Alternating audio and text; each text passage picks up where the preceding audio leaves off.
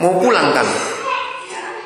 Tahu-tahu 17 bulan ini dia ngambil satu tempat, terus yang di meja ada bekas mainan macam-macam, gambar, pensil apa. Saya kaget. Anak 17 bulan ngambilin itu, dimasukin ke dalam. Terus saya tanya papa mamanya, bagaimana cara kalian ngajar anak ini? Ternyata anak ini melihat hidup orang tua. Mereka cerita, jangan lagi itu. Pokoknya begitu dia bangun, dia langsung lihat dua hal. Satu, monitor suara itu suruh dia matiin. Yang kedua, tape, karena ada lagu, dia pasti bilang suruh matiin, nekan dulu. Nah, kenapa bisa belajar begitu? Ya lihat orang tua. Anak yang berantakan, jangan lihat tetangganya, lihat papa mamanya, pasti berantakan juga. Betul? Itu display, jangan lupa kata display ini tadi. Jadi anak-anak itu belajar sekolah terbaik di rumah, katakan amin. Bukan di sekolah yang mahal-mahal, tidak. Anak-anak belajar siapa papa mama. Di jalan mereka belajar juga. Melihat sesuatu mereka tanya, jangan dimarahi anak itu, jawablah dengan baik. Tempat ketiga, ayo dengan cepat. Tempat ketiga di mana? Baca, yang lain saya minta saudara jawab. Saya tanya ini, tempat ketiga di mana? Apabila engkau berbaring, and when thou lies down, tidur. Saudara lihat anak. Saya ingin berkata pada semua orang tua,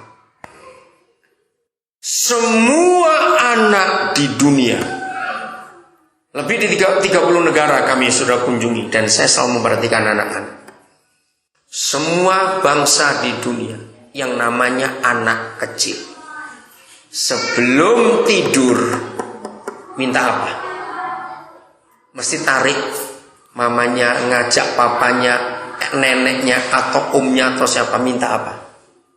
Ayo jawab, minta apa? Cerita. Saudara, itu waktu yang luar biasa. Cerita. Saya gabungkan dengan children psychology. Saya belajar itu. Saudara, semua balita, tahu balitanya anak di bawah 5 tahun, itu sehari mimpinya lebih dari 20 kali. Ingat ya, minimal 20 kali. Maka itu kalau saudara pernah lihat bayi-bayi lagi tidur, ya, tiba-tiba bisa tertawa sendiri. Pernah lihat gak? Atau tiba-tiba bisa kayak nangis. Mereka sedang mimpi, saudara. Nah, mimpi. Mengapa papa memberi balita mimpi begitu banyak? Satu alasan papa, supaya mereka belajar mengembangkan imajinasi. Maka itu kalau ada anak-anak kecil 4 tahun ke atas, lihat aja. Biasanya perempuan, biasanya, tapi laki juga ada. Kalau bangun tidur siang hari, sudah bangun, keluar kamar, dia cari tempat yang mojok. Ngapain anak itu? Ayo, yang punya anak itu masuk lupa.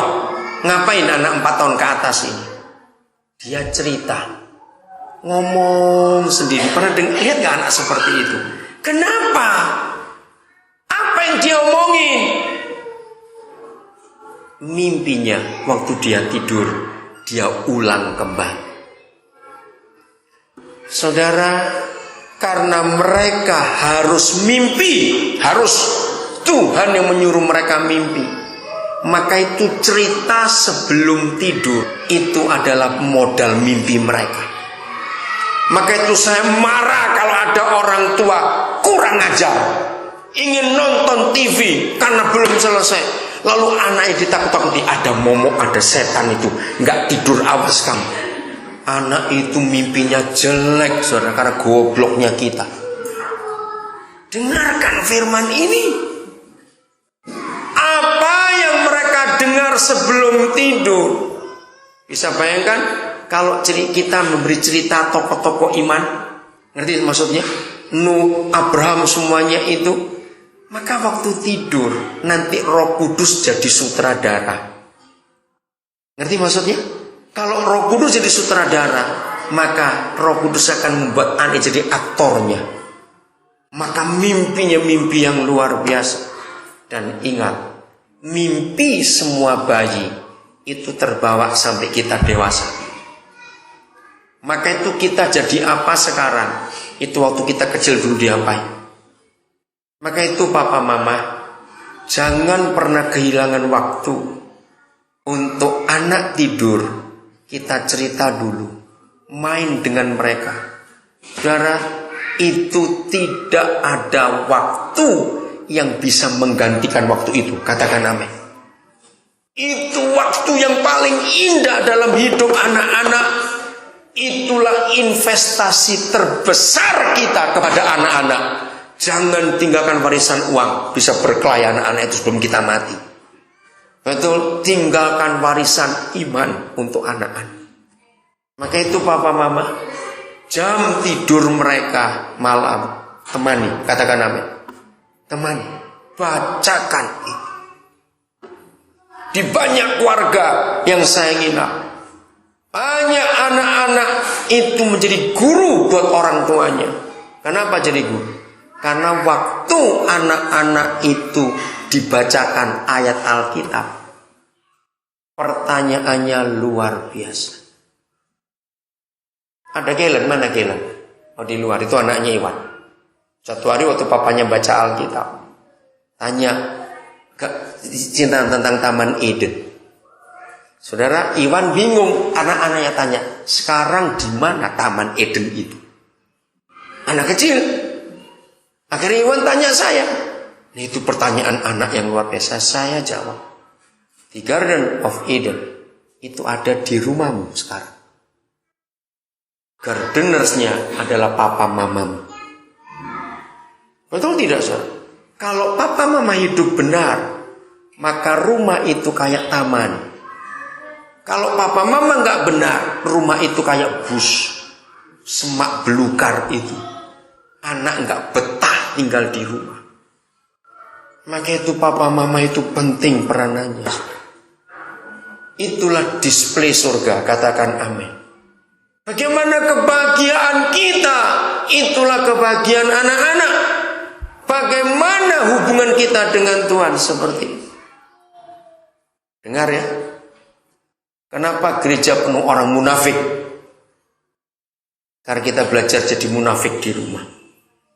Siapa gurunya munafik? Papa mama yang munafik.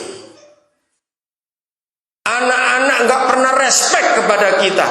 Saya sudah meneliti keratusan keluarga. Anak-anak yang gak bisa hormat pada orang tua, anak-anak yang gak bisa respect pada orang tua. Bukan orang tuanya tidak mendidik, tidak. Satu, orang tuanya munafik. Begitu orang tua munafik, anak-anak gak bisa respect. Gimana munafiknya papa mama? Dengarkan ini.